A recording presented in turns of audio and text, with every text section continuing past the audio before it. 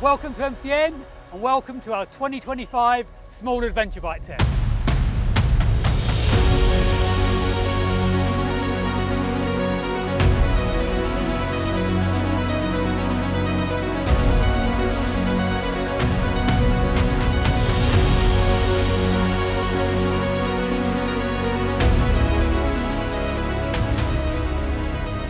That's proper. Is it? Yeah, yeah, that's a big step. Right, so we've been doing these tests for a couple of years now. 2023, we joined up with Nathan Millward and rode around Devon. Last year, we took the bikes to a track and put them through the paces from hot laps. But we've listened to your feedback. We realised you want to know what these bikes are like in the real world. You want bikes that are confidence inspiring. And we're here to try and find out how they perform and which one is going to come out on top. So we've come to the Peak District. We've had a 200-mile journey up here on road, all sorts of roads, from A roads, B roads, etc. And now we've come to this amazing setting. We're in Three Shires Head, which is a famous green lane in the middle of the Peak District, and what a location it is to ride motorbikes. Not easy, but a real world test of these bikes. Joined by Carl, he's deputy editor here at MCN. Carl, can you tell us what bikes we put up against each other and kind of why? Yeah, so this is always a really popular test. These bikes are great because it's proof you don't need big capacity and to spend big money to, you know, go and do some traveling, go and do some trails. So we've got Honda's CRF300 Rally. Now that's a 286cc single cylinder. It's a really off-road biased machine. It's 6,599 pounds and it's the lowest weight and it's got the lowest power here. Behind me, we have last year's winner, the CF-moto 450 MT. Now that was mega last year, wasn't it? On road and on the trails. It's the cheapest bike here. It's also a twin, which is really nice to have something a bit different on the test. And that comes in at £5,699. Behind us again, we have the incredibly popular Royal Enfield Himalayan 450. Now that bike is it's a crowd favourite, isn't it? You see loads of them around and it's going to be really interesting to see how it copes with some of these green lanes, these big rocks, and you know, if it can really cut the mustard. So they start at £5,750. This is a little bit pricier than that just because of the colour scheme, and it's got some crash bars on it, tubeless tyres, a little bit more of an off-road bias setup. But what we're really interested in is to see how these three stack up against KTM's brand new 390 Adventure R. Now this has got all the makings of an incredible adventure bike. It's got a 398cc single cylinder motor, it's making 44 horsepower, it weighs in at 176 kilos as well, so it's got all the bells and whistles, adjustable suspension, a nice dash, and it comes in at a good price too. So this is £6,699. So we're here to see what is going to be the best. I can't wait. What do you reckon? Genuinely really excited for this one because we've been doing these tests, like I said, for a couple of years, and they're an awful lot of fun. Yeah. And you guys seem to enjoy them. We get really some great reaction and great feedback from them, which is really important to us.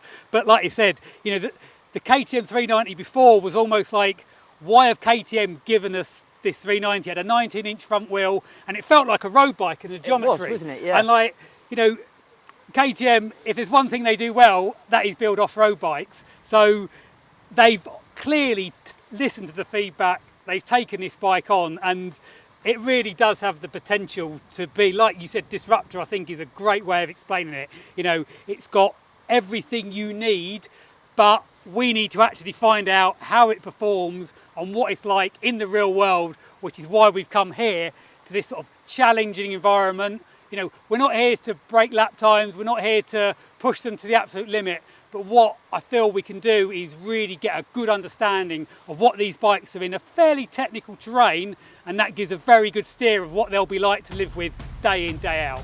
This test is brought to you by Rebelhorn, a relatively new player in the UK motorcycling market. Now, we've all been wearing their kit across this test. We've been wearing the Cubby and Hiker textile set alongside the Defender boots. We've been using them on-road, off-road and in a variety of weathers. They've been really comfortable and most importantly, they've kept us safe throughout the test. For more information or to see their range, head over to www.rebelhorn.com. Now, let's get back into the action. Right, so we've completed about 200 miles on the bike so far, riding from the offices in Peterborough up into the Peak District, and a real variety of roads from, the A1, and then we've come in some great A roads, B roads, all the way up into some, amazing terrain and gnarly little roads, bit of wet, bit of dry. So we feel like we've got a real kind of feeling for the bikes now. So we just want to, at this point, evaluate their road performance. Starting in 4th place. Yeah, I think we should start with the bike that all of us wanted to ride the least. Okay. And that is Honda's CRF300 Rally. Now that bike is, it's the smallest capacity, it's the lightest, but on the road it really does feel like it lacks the legs, doesn't it? Yeah, it feels definitely the poor relation to the other three. Like you said, the power isn't great. It hasn't got an abundance of power, which obviously makes it very user friendly and beginner friendly. But on the road, if you are actually having to cover any sort of decent miles, it is very much lacking. At motorway speed, you've got no options for overtakes, and you can, but you have to try. You have to be trying very, very hard. It's super buzzy, and when you're sitting at sort of 65, getting up to 70, it's almost like a chore. And although all of these bikes are relatively small in capacity, that's the one where you jump on and you really feel like it needs something extra on the road. Yeah, power-wise, yeah. I mean, the seating position, the riding position is okay. The screen does a sort of a reasonable job of keeping certainly the wind off your chest. But the seat's narrow, the seat's soft, which initially feels kind of quite plush. But once you've been riding the bike for any sort of length of time... Yeah, it's like sitting on this wall. Yeah, not quite as bad, but it's I think it's the narrowness of it that. So I think it feels quite a sort of a small, sort of tight riding position. So yeah, I think that's definitely 4th place. To go into 3rd place, we decided on the Enfield. It's not a bad place to be. No, not at all. And the motor's good, the motor's strong, but for me, the lack of screen is an issue. I think if you were doing a 20, 30 mile an hour, 30 mile ride, it wouldn't be any sort of a drama. But because we actually put in a fair few hours, you do very much notice it. It's really interesting because it's sort of, these three are fairly close on the road. The Honda's that step behind. The thing about the Enfield as well, especially with all of the crash bars and all the stuff on, it is quite a heavy thing. Like, it holds its weight well, but it does feel a little bit lethargic, especially compared to, the CF and the KTM when you're getting into the nice twisty roads. Yeah. I mean, because I guess you think it's a small bike, it's going to be super agile, but it's not. Even though it does obviously hold its weight pretty low. Not as low as the previous model, I don't think. But for me, I think the suspension's good. I think the suspension works very well. It's non-adjustable shower suspension, but it's pretty plush and it does a good job.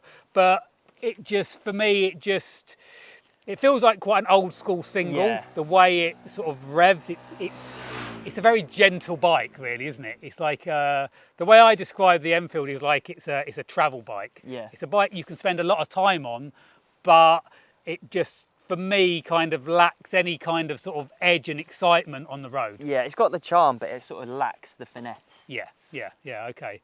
So 2nd place, and it's tight, eh? Yeah, it's really tight. We're going to go the KTM as 2nd. It's a really nice package. It is good. Well, last year when we had the previous 390, Yeah. that was amazing on the road. And even though they've gone seriously heavy on the off-roading side of this, it hasn't actually been detrimental to it at all, really. It's still a lovely bike to ride, isn't it? Yeah, I mean, I think for me, the riding position and the seat position is really good. You know, like, you know, the sort of creature comforts, the handguards, the TFT dash is really nice. Brilliant. The screen's really good. You know, quick shifter up and down. Yeah. It feels. It's only 200 quid for that quick shifter. 225 quid. Right, it's really worth having. Yeah, and it feels a very accomplished motorbike, and it's got, what power is it? It's 44 brake horsepower, which is, significant. You're not lacking.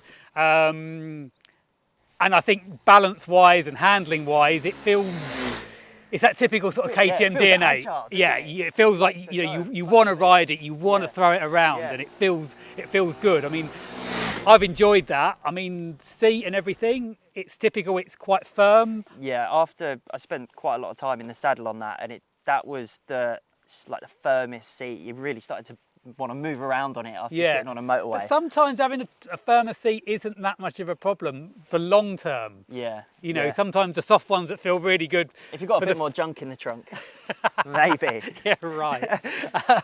So no, we really like that. We really like the, like I say, the riding position, the screen protection, the creature comforts. It felt like a arguably bigger CC, bigger capacity. The way it kind of holds the road and yeah, the balance of the bike. So yeah, we like that. They've nailed it. But also, even though it does feel like a big bike, it's not. It doesn't put you off. It's not daunting. Even though the seat height's reasonably tall, it's nice and thin and it's really well balanced. So if you're worried about seat heights on bigger bikes, don't let that put you off with the KTM, because it is really manageable and easy. Yeah, absolutely. Yeah, bars are nice, position, everything. So the winner, like it was last year, is a CF-moto, the MT450. We've been talking about this a lot, haven't we? Yeah. I mean, it's the only twin-cylinder bike here, and that does make a difference. Definitely. It's lovely, isn't it? Like, every time I see it and get on it, I forget how good it is. It almost feels like it's a middleweight adventure bike rather than, you know, like an A2 compliant. And the fact that it's the cheapest bike on the test here is just unbelievable, I think. That is pretty mind-blowing that it's the cheapest bike here, because yes, it's a Chinese bike, let's get that out there. I don't think that has to be an issue, but it doesn't feel different in terms of the quality, the way it's been put together in any way. Yeah, the suspension's really good on it. The engine's lovely. All right, it's not the smoothest off the bottom, but it's nowhere near enough to put you off. The dash is lovely. Even the screen's adjustable, which is just like a really nice touch. And that's another thing about this bike, is how easy and friendly it is. Like, it's comfortable and it's roomy, but the seat height's relatively low. It's easy to get your feet down on it. And it's just a really fun package that, you know, it felt at home on the motorway, it felt at home on B roads. It's just, it does everything you'd want for a bike in this class, I think. And it sounds great. And it sounds the best, doesn't easily it? the best. And we were actually chatting earlier about the sort of the capabilities of this bike. I said, you know, if you had a group of mates and you decided you were going to go to Spain, northern Spain, to ride something like the Trans-Euro Trail, the TET, you know, and you had to do the, you know, basically put the miles in, goes all the way down through France. I don't think I'd be concerned if I was on those and my friend was on T7s. I think it would absolutely be able. Punches well above its weight, doesn't it? You could load that up with luggage and it would be no drama at all. And arguably, when you're on the trails, it might even be a little bit user friendly. Come the end, you know, in the afternoon when everyone's lagging, you know, you might actually find that this is a like easy user friendly bike to be on. So really impressive. So for that reason, the CFMoto MT450 is our winner from our road section, but there is one slight caveat to that, and that is the miles per gallon. So, Carl, if you can. I'm not being rude, I'm just getting up our figures. So on our test yesterday, we did, as we said, all kinds of roads. So the CF actually had the worst MPG figures of them all, at 52.3 miles per gallon. Now, it's not actually too much of a problem with that, because it has got such a big tank, but it did have the worst fuel figures by quite a considerable margin, because the other three were quite similar. So the Enfield came in at 64.6 miles per gallon, and the KTM was 61, so that was, you know, a little bit thirstier, and the Honda 66.1. Which you'd expect, I guess. Yeah, which you'd expect. So yeah, the CF was considerably worse, but it's still not bad at all, is it, considering the type of riding we were doing? No, absolutely not. Okay, so that pretty much concludes our road section. Now we need to see how these work in an off-road environment. So we've done a little bit of off-roading. Now we're going to send our resident off-roading expert, Michael Guy, for a spin on each bike. So we're going to start with the CFMoto 450 MT. How are you feeling? What do you reckon it's going to be like? I think it's going to be good. I think I'm a little bit concerned about the tyres. As we know, there's not a lot of grip up there, but we will give it a go and I will report back. Enjoy. Cheers, buddy.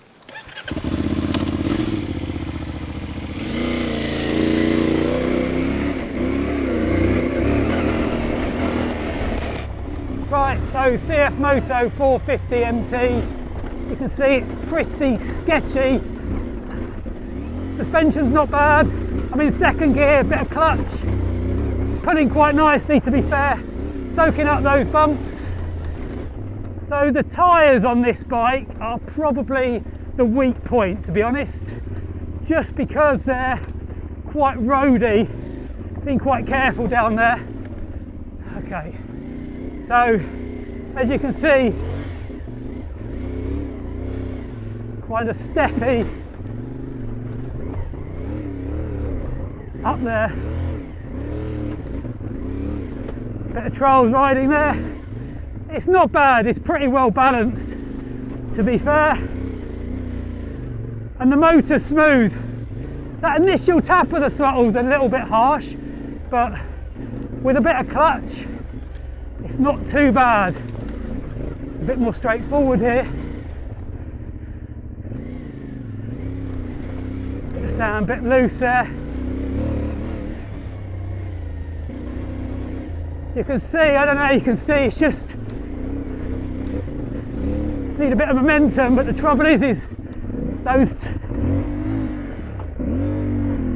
little zab there, the tyres are just kind of throwing me off.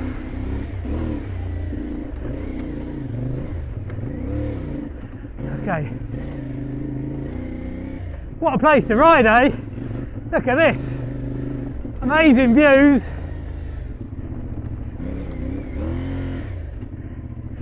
How deep this is. Steady away. Feels better once I've got a little bit of speed. Like I say though, these tyres, I'm not too worried about the rear. We're quite lucky it's dry, but the front is just kicking off of stuff. Okay. Still think we need a little bit of speed. Sometimes this sort of terrain can be quite intimidating if you're going super slow. Sometimes you're better off with a little bit of speed. Just kind of roll over stuff. Keeps going in a straight line. You can probably see my front wheel just feels like the front's being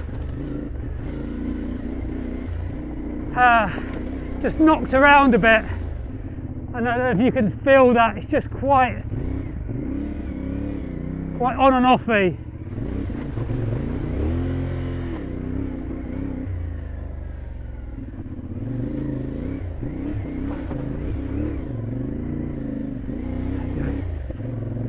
I think it's definitely better in second, because this, I don't know if you can sort of see that on the camera, just the way that initial tap is a little bit jerky, which is why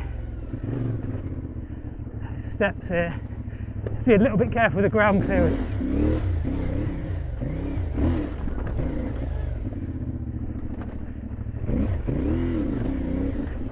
Easy to get carried away down here. Oh, mirrors come loose. Not ideal.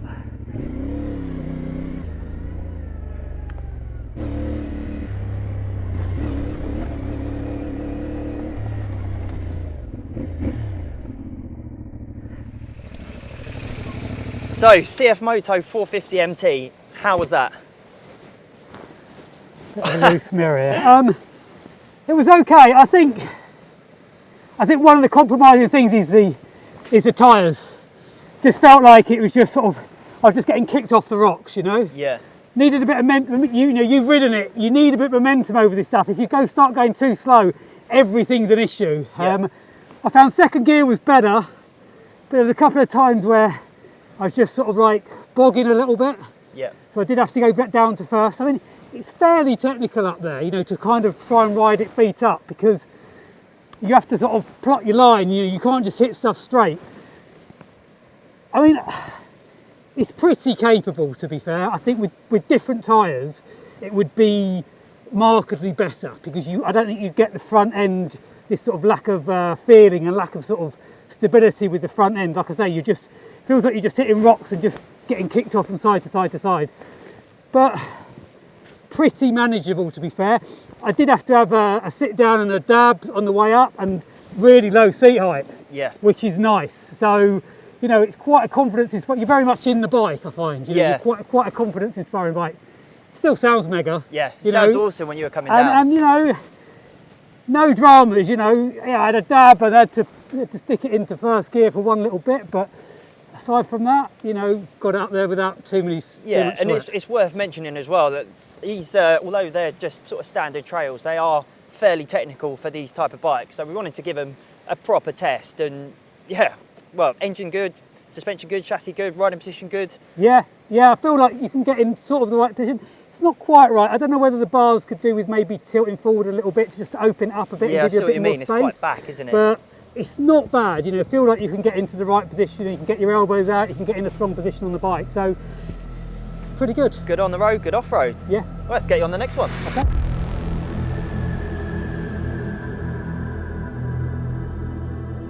So next up, we've got the Royal Enfield Himalayan 450. What do you reckon this is going to be like?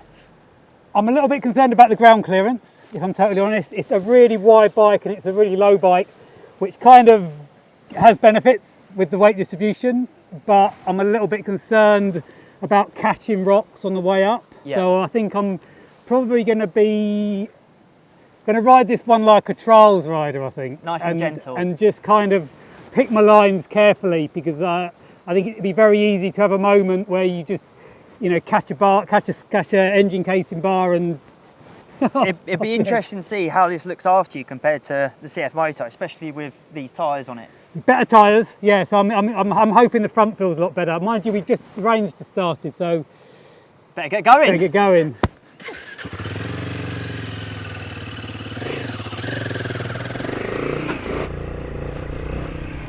Right, okay, so the Enfield. I did the launch of this bike actually in the Himalayas. See, that feels very wooden. Suspension's actually pretty good, but I think with the throttle connection is quite, see that grounding out there? They haven't really done a great deal yet, so this is what I'm a little bit concerned about. Could be the centre stand, to be fair. It's the only bike on the test with the centre stand. Right, like I say, I'm going to just pick my way up here. Just going to go up that step. Yeah, I mean, the suspension's quite nice. Like I say, just feels like I can't rush it. Better off in first gear. Be interesting to see what it's like on the way down. Feels like there's quite a big gap between first and second. Sort of the slower speed stuff. It's almost like I'd like to be in second. I mean, the throttle connection's good, to be fair. This is probably the most technical bit. Tyres are definitely better. Just not getting that front just kicking it off so much. Look on there. There, nice. I mean, pretty nice, to be fair. I think it handled that really well. Like I say, maybe not going quite as fast with it, taking my time. It's that sort of bike. It's like I kind of class the Enfield as a travel bike rather than a sort of focused off-road bike. Because I kind of think that it's lazy, it's like your mate, you know? It's going to kind of look after you. When the going gets tough, you just feel like it's going to plod.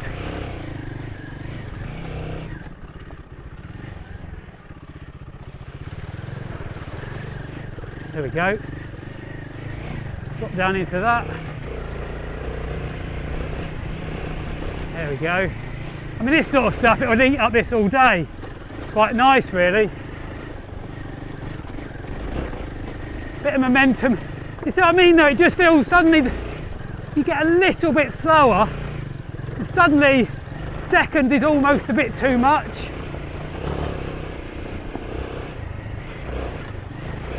But then when you get a bit of speed like this, absolutely wonderful. Right, okay. So I'm going to go second here with a view that I'm going to be able to just carry a little bit more speed and just kind of, I want to be sort of rolling over stuff rather than dropping off of it, if that makes sense.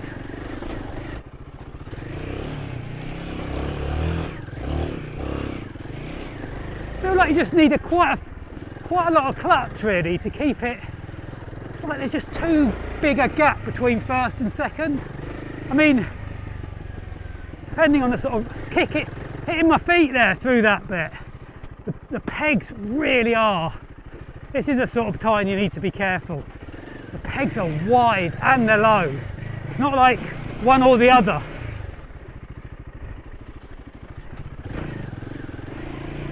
See, on the MT I had a bit more confidence down here, but I'm just wary. There you go, see that? That's me just kicking the side of the, you know, I wouldn't have expected to hit anything there, but that was a fairly substantial whack on the right hand side. Felt it through the foot peg.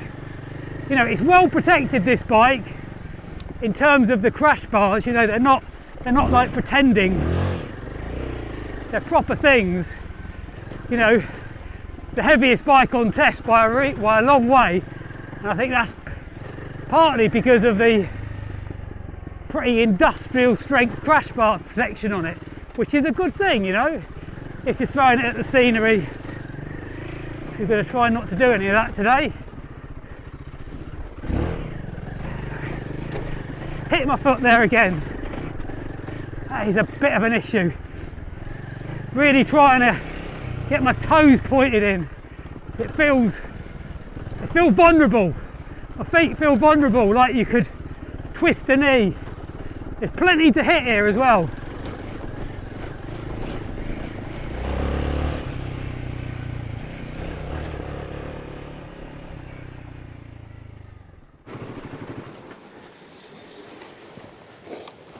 How was that one, mate?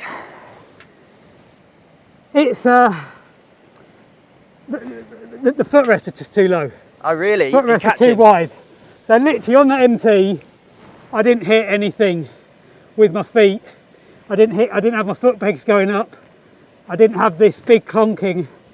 I don't know, you know, count it. I was talking about all the way up and all the way down. And it makes you feel a bit vulnerable. It makes your feet feel vulnerable. It feels too low. That's the biggest criticism.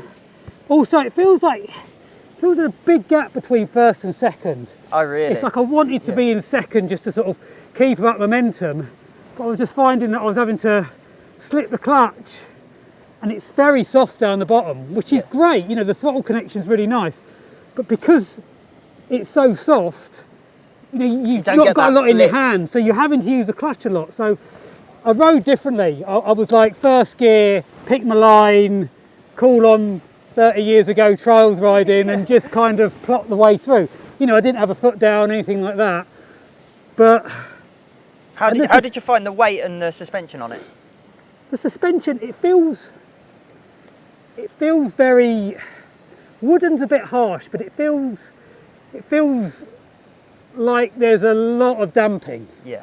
It feels kind of, them forks have got to do a lot of work to carry it on the road and off road. And I think the suspension is actually pretty good. Yeah. But it doesn't feel particularly dynamic. It doesn't feel particularly alive. Yeah. It feels, you know, it feels like what I said up there is like you can't rush it.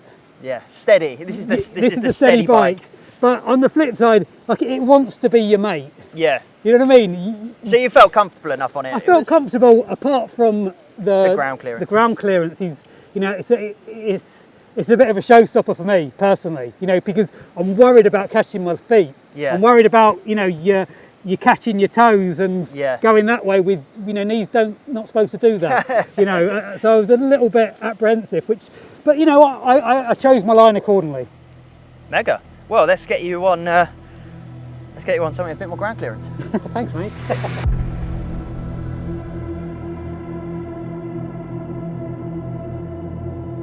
So next up, we've got Honda's CRF300 Rally. Now, this thing didn't really blow us away on the road, did it? But how do you think it's going to fare off-road? this should be its comfort. This should be its place, really. Yeah. You know, it's soft, it's forgiving.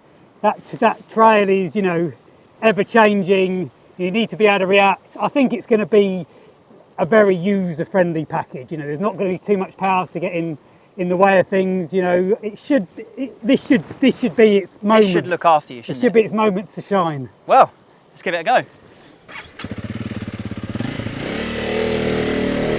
CRF300 Rally, the lightest bike on test, the least powerful bike on test, but probably the bike that's most suited to this type of terrain.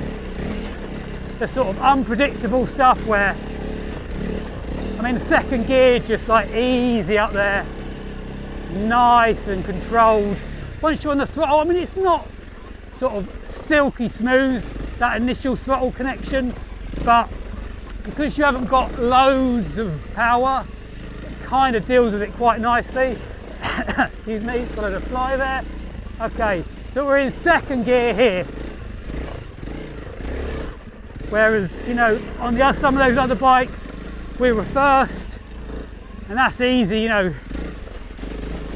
Like I say, good ground clearance, none of the issues. And this is nice, you know, smooths it out even more. Just sort of rolling along, keeping the momentum up. Momentum's your friend on a lane like this, you know, because it's kind of easy to sort of, down to second, easy to sort of overthink it. You know, you see a step up front and you think, you know, you sort of focus on it. Scuff marks on that rock there, that's the Enfield leaving its mark on the Peak District. Like that line I took there, you wouldn't have done that on the Enfield because you'd just been worried about the lack of ground clearance and the width of the bike. No such drama with the CRF.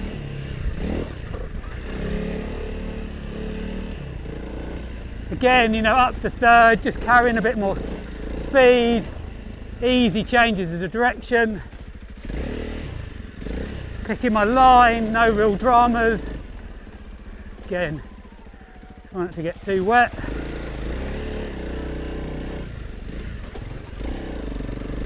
Back into third, just works.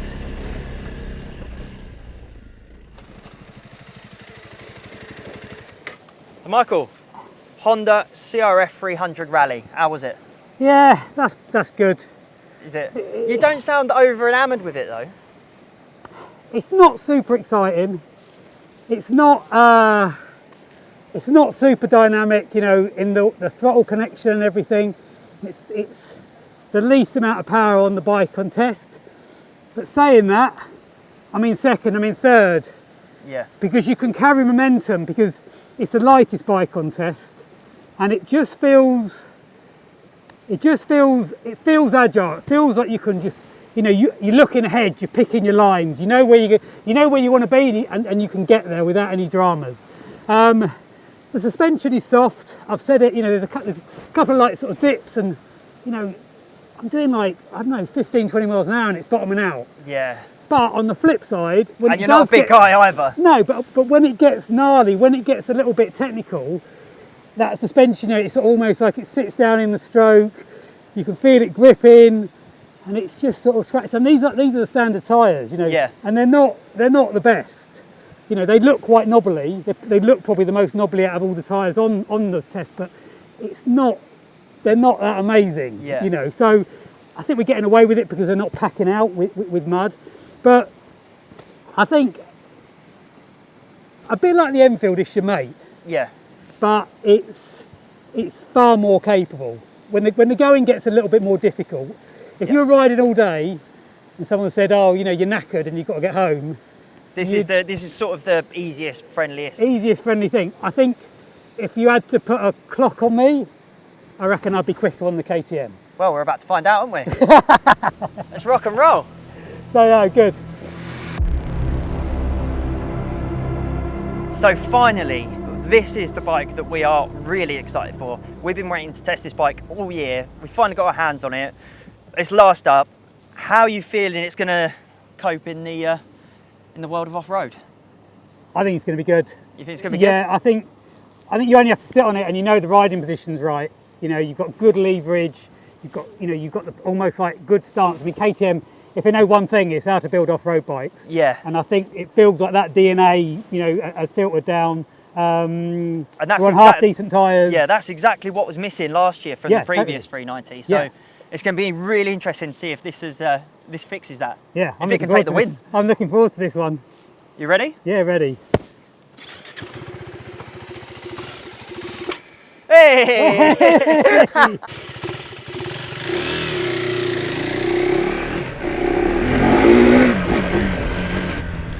Right, so this is the 390 Adventure R.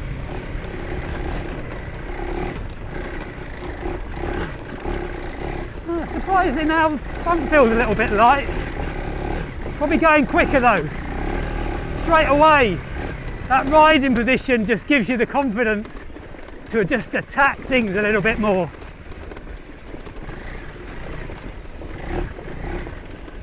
Second gear. It's quite tractable.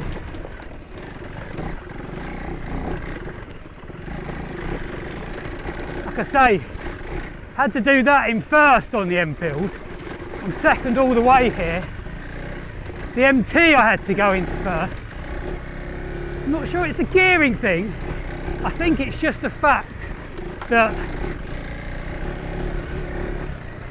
it's got better geometry, and as a result you're just able to feel that much more confident. This one's moving around a fair bit though, to be fair.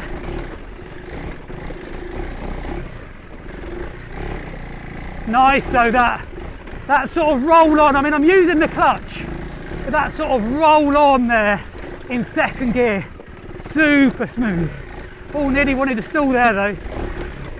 He just hit that, rolled up it nice. Feels a little bit boggy off the bottom end there.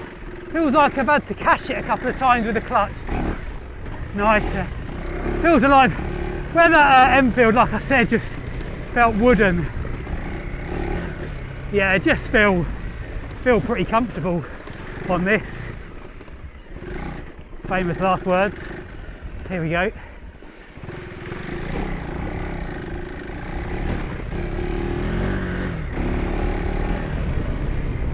Yeah, this is a different proposition. Much more confidence inspiring. Nice. Changes direction well, feels agile, feels like you can kind of put it where you want.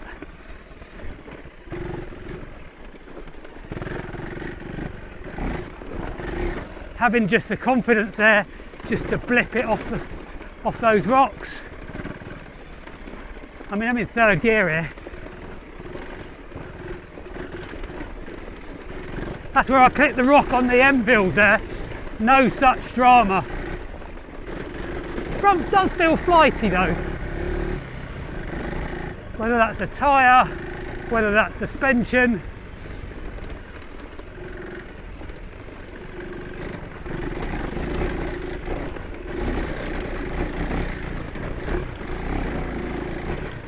Nice, that's good. Hey, I'm enjoying this. So this is the bike that we are really excited for. It's the last one that Michael Guy's taken up there, and I'm really interested to see if KTM have built, you know, the perfect small capacity adventure bike.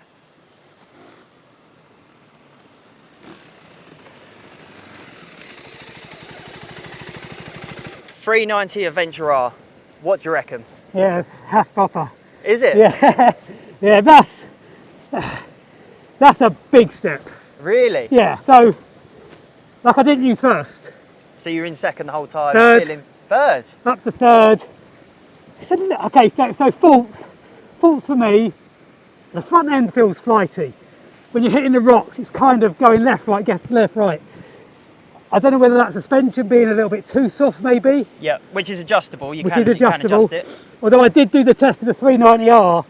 The Enduro R, sorry, and ended up winding it up, and it weren't making a big difference. Yeah. But you can adjust it. I mean, you can see it's bottomed out. You can see the the rings on the it. stopper, yeah. So that's a negative thing. It feels a little bit, felt like I had to catch it a couple of times from stalling, Yeah.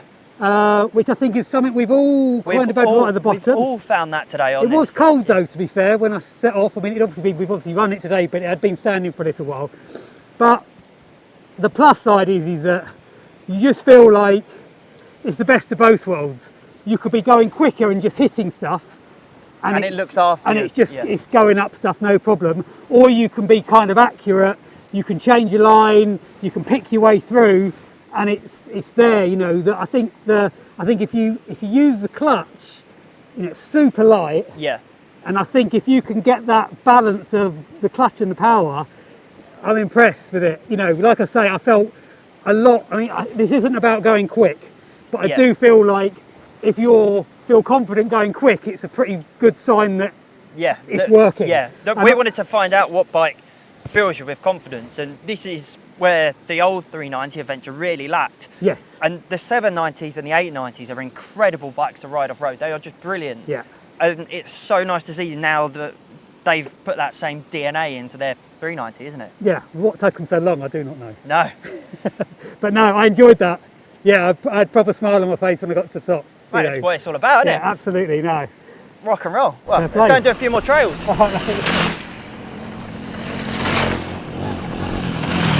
Right, so we've come to the end of our test and it's been really good. It's been some amazing riding, amazing place to ride. And it's been really interesting, I think, in terms of what we've learned about each bike.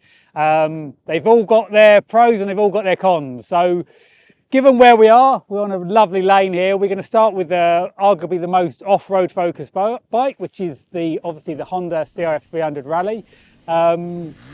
It's a proven green laning bike. You know, it's a fan favourite, let's say. You know, very, very popular, and it does do what you want if your bias is very much on the off-road side of things. I think if you have to start introducing a lot of road miles, then you need to start maybe considering some of the other bikes on test here. But as a green lane bike, I think pretty much whatever ability. I mean, I enjoyed riding it. Yeah. You've enjoyed riding it. Our videographer Joseph, who's done a lot of miles on the Himalayan, and we had a bit of a tricky lane. And I said, jump on the Honda. Jump on the Honda. It will be easier. He didn't believe me, but then he actually did it, and it worked well. And he kind of admitted I was right, which is nice. So, what's your take on the Honda? What do you see it? I'd say for the road miles, it's the key that you take last, and that was the same across the board. But when you're getting into sort of the harder off-road stuff, it really does hold your hand, especially if you're not as confident off-road or you haven't done as much off-roading. I'd say it's the most user-friendly of the bunch. Yeah. It just really looks after you. It's not intimidating. Sure, it looks high, but it's really light. It's really well balanced. It's just really easy to ride off-road. If you're pretty much purely doing off-roading, bimbling around, you don't want too much power. It's a cracking choice, but for road miles, it doesn't cut the mustard, especially when you're on the motorways. No, exactly. And I think, like you said, the power's soft, the suspension's soft, and even like you say, it is high, but actually when you sit on the bike, it just goes straight down. It sits a lot lower. The seat's actually quite soft as well, so you get, it's easy to get your feet on the ground. For me, I've mentioned it already, but just the riding position, I don't think is good. I think it's just too short from your feet to your hands, which is a bit of an issue, I think. And I think sort of more experienced riders will probably, without being rude, limitations. You'd want a little bit more. Okay, so moving on the sort of other end of the scale, sort of from a road perspective. Yeah.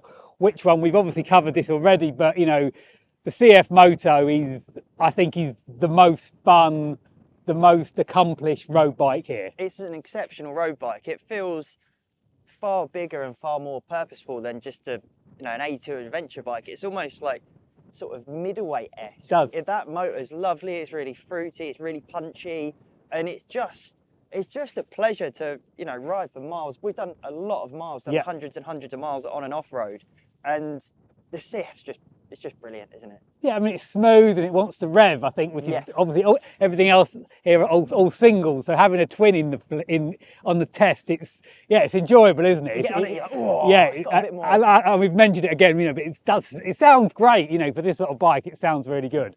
And off-road, I mean, it's not a bad motorbike at all. No. I mean, I think we've been a little bit let down with these standard tyres, but we wanted to run things on standard tyres. So that has been a bit of a compromise when the conditions have been slippery. I'd say that was its biggest limiting factor, because it's still really nice to ride off road for like drier days. It would be brilliant. Yeah. Even on this type of terrain where it's rocky, it's not too muddy, it's ace. Really easy to ride. The seat's really low. It's a nice position, and it's really just really forgiving, really balanced.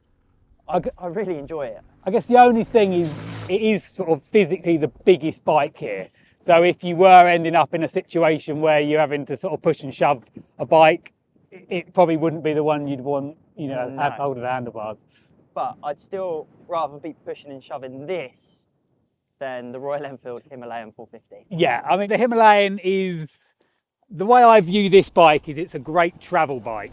It sort of wants to be your friend. Yeah. It's an easy going bike, but it's not as capable off-road. I mean, look, we've seen people ride them hard off-road and it is possible, but I think its restricting factors are the ground clearance and the width of the bike. You know, if you end up in ruts, if you end up in rocks like we were yesterday, you know, that's the only bike that you're sort of consistently hitting the ground with or hitting the side of banks with, you know, and you could argue that's down to the rider, but ultimately, you know, I rode the same track on all these bikes and that's the only one that's happening with. But on this plus side, it's got a lot of charm still, you know, and the suspension's good. It's not all non-adjustable, but it does a very good job of it covers a lot of bases, doesn't it, on road and off road? It really does. And it's, I think, ridden in isolation, you wouldn't be disappointed with the Himalayan because it can take you pretty much everywhere you want to go on road, and it will take you pretty much where we want to go off-road. So it is a very accomplished motorbike, but in some ways you're pitching it against a bike that's very good on the road, and you're pitching it against a bike that thrives and is built for off-road. So yeah, I think what I'd like to add to that as well is like we have like a variety of testers on this test, and for me, I love getting on the Enfield. It's really nice and casual and gentle, but for what I like to do, it just lacked a little bit of sort of zest and excitement. Yeah. And that's sort of where we come to the final bike on this test, because we were really, really excited to see how the KTM 390 Adventure R sort of coped with the real world, coped with green lanes, coped with motorways, coped with B roads. And it hasn't disappointed us, has it? No, it hasn't. I mean, first of all, I think it's the best looking thing here. Yeah. You know, it looks like a rally bike. Yeah, I mean, yeah, the proportions I think are absolutely spot on. You know, like we've covered. You know, the previous 390, it wasn't right. You know, it had fundamental flaws with the chassis. Foot peg position was awful. You felt you were going forward. 19-inch front wheel. You know, and KTM have done what they do well and do what they do best, and actually built us an adventure bike. So.